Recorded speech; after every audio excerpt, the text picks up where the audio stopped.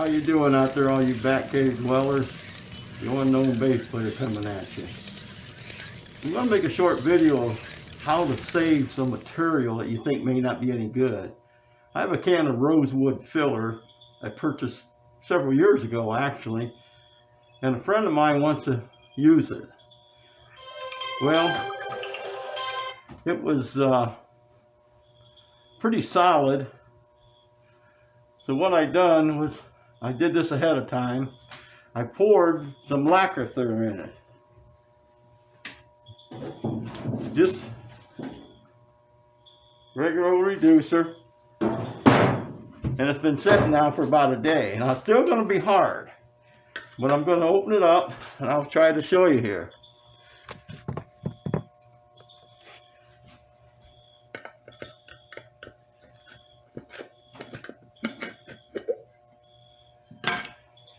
Now you can see the lacquer is just floating on top. So what I'm going to do, I'm going to take this big screwdriver, because that's what I have, and I'm going to poke it down into the stuff and make a couple holes in it. Turn it, rotate it. Now when you looked at it, when I first looked at it, it was just plain solid.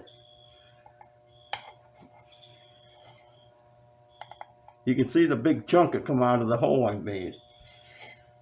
So people would say, well, that's not going to ever be usable.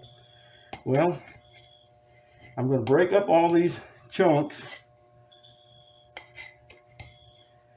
And I'm telling you, you want to do this in a well-vented area, because this lacquer thinner definitely will get to you.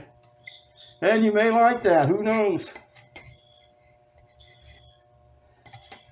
But as I break the chunks up, you'll be able to see that the reducer is disappearing. Now there'll be one big ball right there of material. That's all rosewood filler. Now hopefully, I'll just keep working that. And just, it's hard, it's heavy. I mean, it's a big chunk of stuff that's been hard. And I got to get it dried up from being dried out to making it a liquid.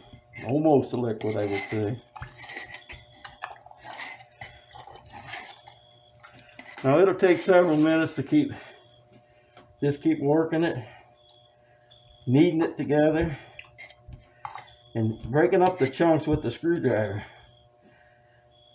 Now you want to be careful with using something like this, because you could poke a hole in the can. And if you see, I got a new can. You know why? Because the last time I did this, I poked a hole in the can.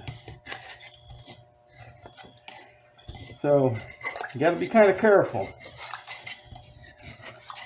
And this may not be enough reducer in there to get it to the consistency that you want to use it to fill pores on a piece of rosewood. And by the way, that's what my buddy's going to do with it. He's got a rosewood guitar. He's got the finish off of it, and he wants to fill the pores on it. So we're going to use this material here to fill it.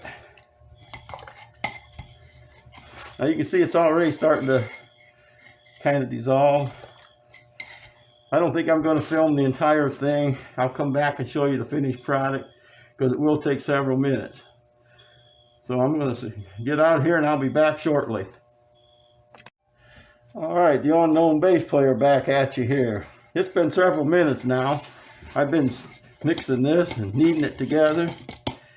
And you can see the chunks. Now, one thing you want to make sure is all the pigments have settled. So you want to make sure you scrape the bottom and in the edges of the can, because I'll do that. There, you can see the chunks that are left in there. So I will continue to mix it till all the edges and the sides and all the pigments are worked up and consistent enough to use as a filler on the body. So I hope you found this useful. The Unknown Bass Player saying thank you. Hit the like and subscribe button.